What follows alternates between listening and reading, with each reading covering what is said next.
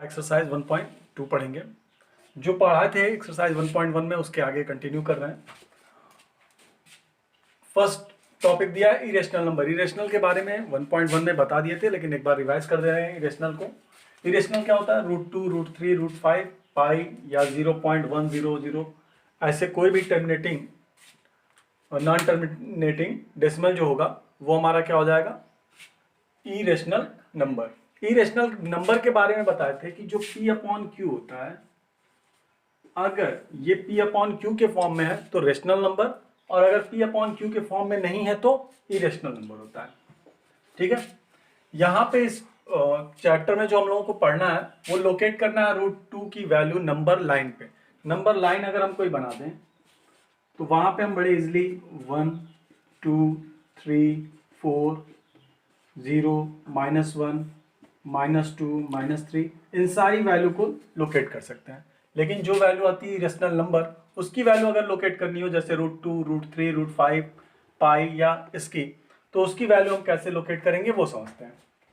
और ये भी जानते हैं कि जितने भी रियल नंबर होते हैं उन सबकी वैल्यू क्या होती है? यूनिक होती है।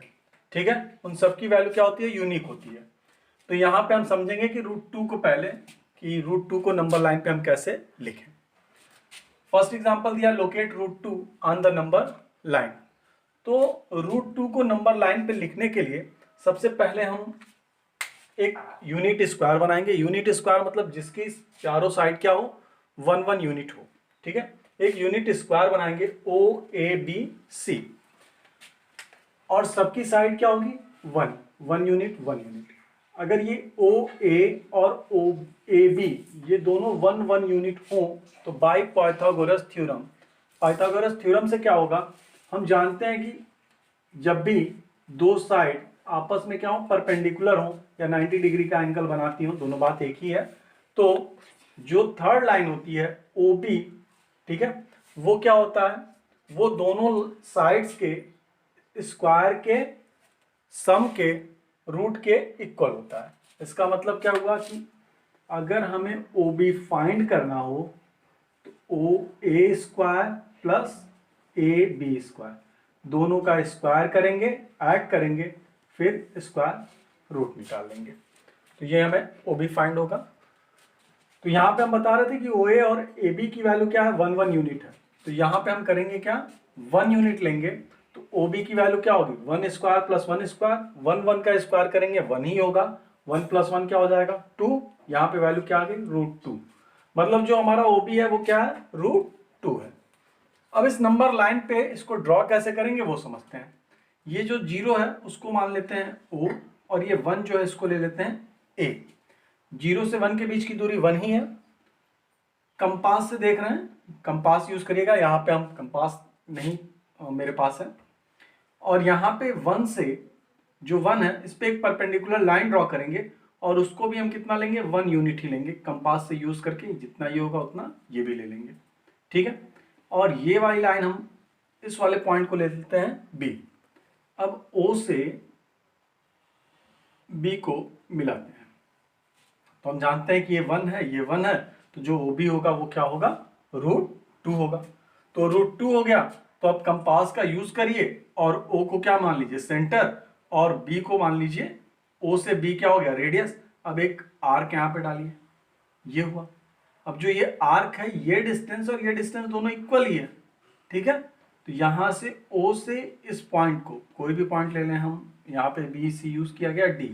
जो OD है हमारा ये इसकी लेंथ हो गई √2। ठीक है, तो हम नंबर लाइन पे कैसे इरेशनल नंबर को रिप्रेजेंट करना है वो समझ रहे हैं। ठीक है, और ऐसे ही कोई भी नंबर रिप्रेजेंट करना हो जैसे √3। नेक्स्ट एग्जांपल है locate √3 on the number line. जैसे √2 का हम लोग किए थे, सेम वैसे ही पहले √2 का कर लेंगे। √2 का करेंगे, सेम वही प्रोसेस है। 0 1 यूनिट यहाँ लेंगे, 1 यूनिट ये OA और AB। अब जो OB होगा हमारा वो क्या हो जाएगा? 1 + 1 स्क्वायर इक्वल टू √2। ये √2 हमें मिल गया। OB को हम कंपास यूज के यहां तक करेंगे तो हो जाएगा OC। अब जो C की वैल्यू है OC की, यहां पे हम सेकेंड नंबर लाइन पे लाते हैं OC की वैल्यू। और जो सी है उस पर एक परपेंडिकुलर ड्रॉ करते हैं, जो परपेंडिकुलर ड्रॉ करेंगे वो होगा 1 यूनिट का, जो सी डी है वो है 1 और जो ओ सी हमारा है वो है √2। अब देखते हैं ओडी की वैल्यू क्या आती है। ओडी इक्वल टू हो जाएगा √2 स्क्वायर प्लस 1 स्क्वायर हो जाएगा, √2 का स्क्वायर करेंगे 2 प्लस 1 √3, मतलब जो ओडी है वो क्या हो गया √3। तो √3 हमें मिल गया। अब यहाँ से कंपास यूज करेंगे, इसको सेंटर लेंगे और ओडी को रेडियस और यहाँ पे ड्रॉ करेंगे। तो ये जो पॉइंट है ओ से ई तक मान लेते हैं, ओ ई हमारा क्या आ गया √3 आ गया। ठीक है, अब इसके अलावा हम एक चीज और समझ लेते हैं कि अगर हमें कुछ भी दे दिया जाए, √m फाइंड करना हो, √m फाइंड करने के लिए क्या करेंगे आप, √m-1 फाइंड कर लेंगे और वहां से सॉल्व कर लेंगे। जैसे √3 फाइंड करना था तो m-1 मतलब 2 हो गया, √2 और 1 यूनिट उस पर कर दिए। √6 फाइंड करना हो, √6 फाइंड करना हो तो √5 और उस पर 1 यूनिट कर लेंगे। ठीक है, अब हम चलते हैं एक्सरसाइज पे, एक्सरसाइज 1.2 पे। अब देखते हैं exercise 1.2। First question, state where the following statement are true और false, justify your answer. First question है every irrational number is a real number. तो ट्रू है क्योंकि हर इरेशनल और रेशनल नंबर दोनों मिलके क्या होते हैं, रियल नंबर। तो true, all irrational and rational number together make up the collection of real number. जो रेशनल नंबर है, इरेशनल नंबर है, दोनों को मिला के ही क्या बनता है हमारा रियल नंबर। ये एक्सरसाइज 1.1 में बताया भी गया था। सेकेंड है every point on the number line is of the form √m where m is a natural number. ये रॉन्ग है, क्यों, क्योंकि √2, √3, √5 ये क्या है, नेचुरल नंबर नहीं। √4 होता तो नेचुरल नंबर हो जाता, लेकिन एवरी रूट के लिए बात कर रहा है तो ये हमारा क्या है, नेचुरल नंबर नहीं है। जितने भी प्राइम नंबर होंगे उनको रूट में लिखा जाएगा तो वो नेचुरल नंबर नहीं होंगे। फिर थर्ड है, थर्ड क्वेश्चन है every real number is an irrational number. तो वो भी क्या है, फॉल्स है।